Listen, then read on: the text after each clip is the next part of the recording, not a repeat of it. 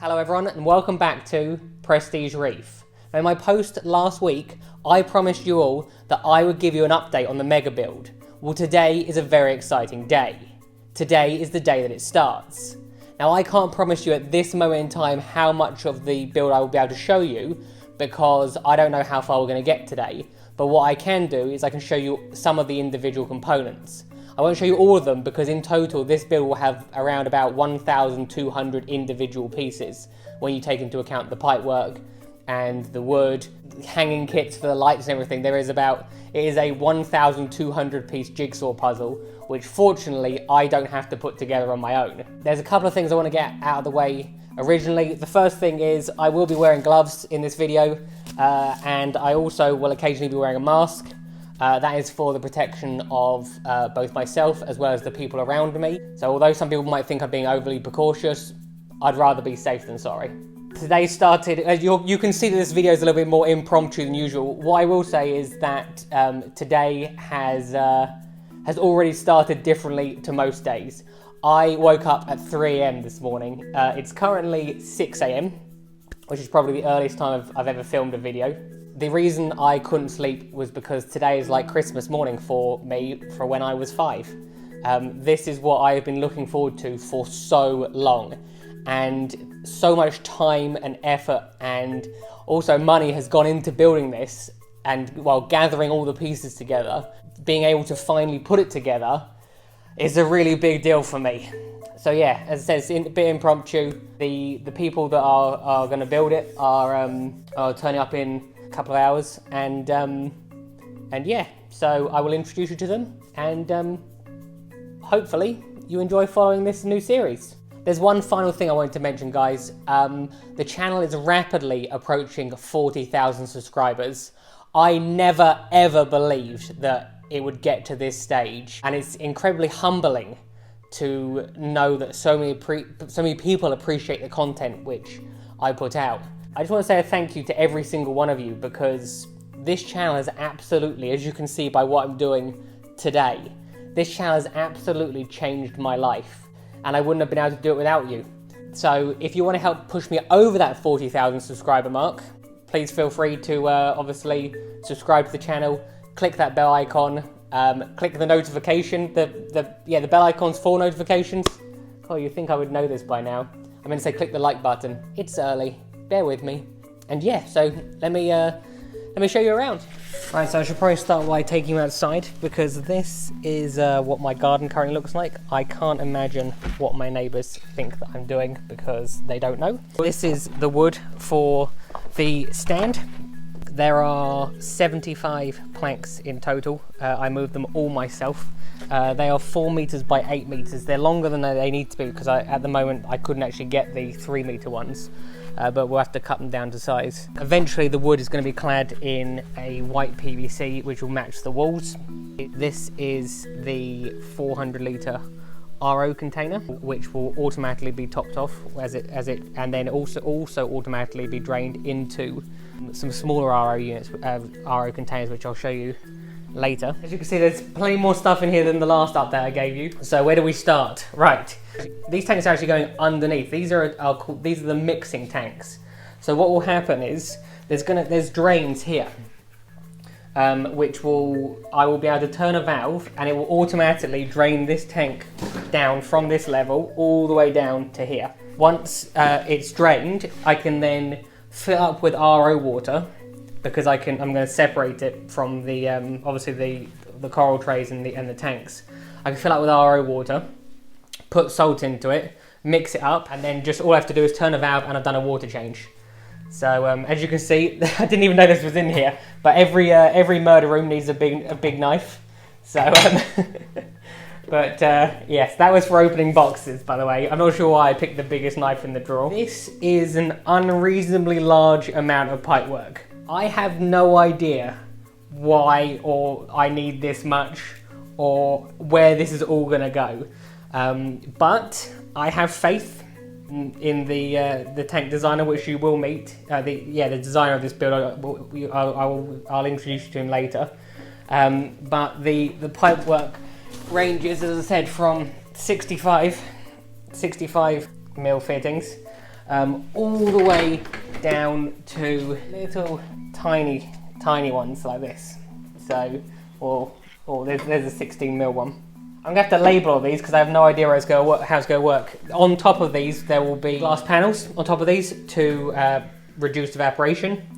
Although I do have a ventilation system, the room is designed to minimise heat loss, but also to minimise evaporation, because obviously there's going to be a lot of tanks in quite a small area. These are the coral trays. You unfortunately can't see them very well at the moment because I had to paint the bottoms of them.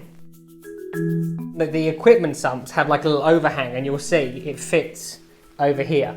So when you see the sumps in a minute and you wonder what that overhang is, it's gonna the whole sump will fit onto the back of this, and then the overhang will cover this bit again to reduce evaporation. The trays are 6 foot long by 3 foot, and they are 1 foot high.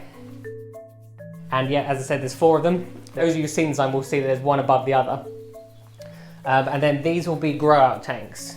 So I unwrapped one for you. The other one obviously is there, and there will also be a third one which hasn't been made yet. What's going to happen is the room is going to be built from that side all the way over to this side, and then whatever room's left here, I will get the final tank built to that specification. That's all there is to show you in here at the moment. Hopefully later I'll be able to show you this corner. They're going to start, as I said, with the RO container is going to be built here first. Hopefully the first 2 set of tanks will be here, then there will be a grow out tank, and then there'll be the second 2 sets of tanks here. The RO unit I'm thinking about putting up in the top corner. Yeah, so that's about as much as there is to show in here at the moment. So let me take you inside. We're back in my living room now. I look forward to claiming my house back from the fish stuff, because as when I show you in a minute upstairs as well, it's not just this room, it's also upstairs as well, which has been overrun by fish stuff. So this is what I refer to as the equipment sumps. These sumps were made by Atlas Plastics. I will put a link for them in the description box below. They have done an absolutely amazing job. When I gave these designs to a few different people, a lot of people came back going, what? But Atlas Plastics just went, no problem, I'll get it, we'll get it built for you, and they have literally built it exactly to the specifications I've asked. So in this compartment will be a protein skimmer. Again, all of these come off, and they're all to do with to reduce evaporation. In these 2 will be 2 torque reactors, and then these bits here will be where the MP40s go. So the MP40s will be hidden from view, and which I think is quite a nice touch. And then I can obviously just pop them out for maintenance. Then this is the lip that I was referring to a minute ago when I said that they're obviously going to be connected here via these tank connectors to the glass tanks, and then this is the lip which is going to overhang. That's the equipment sumps, and then the other sumps that I have, this is the filter sock compartment. Again, everything in this build seems to be larger than life. So if we take these off, you can see I have 6 7-inch filter socks. I haven't actually got them all yet. I was debating whether I wanted to go with floss type. Yeah, like this nylon type. These ones are 200 micron. I'll probably have 4 200 micron ones here to get the majority of any detritus or anything. And then here, I will probably have 2 100 micron ones. I'd rather the big bits fall down here, and then some of the smaller bits which are still floating to be in here, but I don't want to have to clean them all the time, because as you can see, I have 12 of them to be cleaning, and I prefer not to have to do that too often.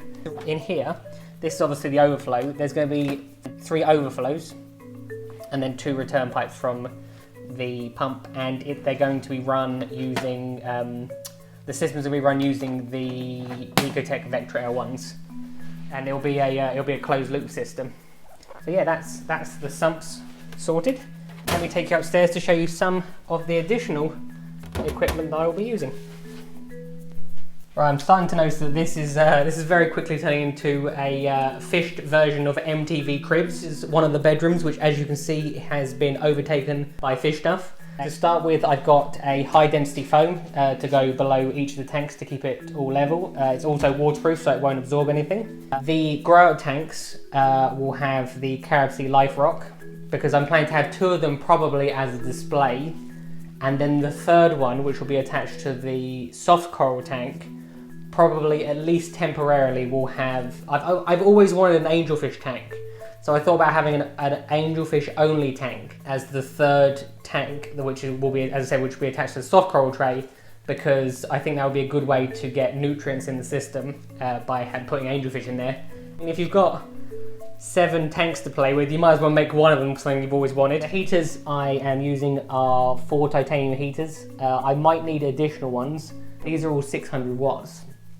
The chances are I will need additional ones, but as I'm only get one system up and running first before I get the second system running, to buy more as and when I need them, those will be plugged into the Proflux 4, which you will have seen in my last video. I've got big plans for this, like very big plans. Everything I can make it do, I'm going to try and get it to do. The big RO barrel which you saw downstairs in the garden will be connected to these. So these are 2 small ones. So this is basically redundancy. So the RO unit will be on a float valve, so we'll constantly fill the big barrel up. That barrel will then top up these automatically, and then these will be connected to the tank by these auto top-ups. Float valves fail generally over time because they get algae and dirt in them. If they fail and it starts pumping RO into the systems constantly, that cause a big issue. So I want to have redundancy in place. So they will be topped up electronically. Although there is a possibility that I might not end up using these because the Proflux has an auto top-up setting. So there's a possibility that those will be sold, and I will be using the auto top-up for the Proflux as well. I am going with the Nanotech Bio Blocks for filtration, and yeah, so that I think is everything of interest in here. These are just the glass panels for the top of the mixing tanks. As you can see, I've got plenty of parts. This is all stuff for shipping coral, so it's not very exciting. That's it for the moment. And as I said, they're about to turn up, so I might have more to show you later. It might be in a later video, we'll see. Right, a little bit of time has passed since we last spoke. Now that I look like someone who's about to mug you and remove your kidney at the same time, I'm going to take you to go out and meet the people that are building this for me, as well as to introduce you to the person who did all the designs. I know a lot of people have said that the designs are absolutely crazy. Who would think of doing something like this? Well, let me go introduce you to him. Right, as you can see, it's a little bit different here to how it looked this morning when I showed you. It's a little bit tidier, but I just wanted to introduce you to James and Dave. And these are the people that are putting the system together for me. As you can see, they're too busy working to talk to me. I'm cracking the whip today, you see. So, but James is the person who designed the tanks. So he's the one that everyone else has been going, who would design it like that? Yes. But wait till because he showed me some of the features of what it's going to be like. So wait till he talks you through it at the end, and then you'll understand, because it is really quite special from what I've seen so far. And then this is his protege. So some of you will recognise him from the local fish shop, but you also have your own company, don't you? Yes. Would you like to shamelessly plug your own company? Of course. So, always. So what company is it then? We are from the Polyp Pros. Polyp Pros, okay. And what is it the Polyp Pros do? Literally probably everything in all fairness, but yeah. So they're willing to do anything for you?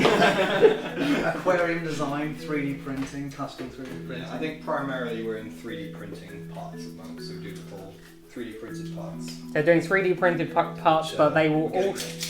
But you also are planning to do more builds like this eventually, Yeah, I assume? yeah. Okay. Yeah, we'll be doing lots of these builds. We've already done quite a few. When our website's up and running, it'll Obviously have them all 3D. on. Check it out, www.thepolypros.co.uk. Okay, so what I'll do, I will put a link to their website in the description box below. Some of the 3D printed stuff is actually I've using some of it on my tank. The mushroom box is one of them. But you also have a new frag design, don't you?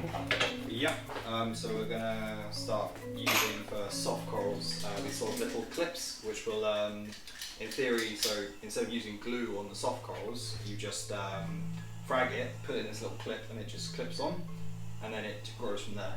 Do you want to be telling everyone your ideas? Well, it's available on our website. Oh, it's on your website already. There you go. So, okay. Well, as I said, your website will be on the description box below. So, right, I will leave these guys now because, as you can see, they're working very hard.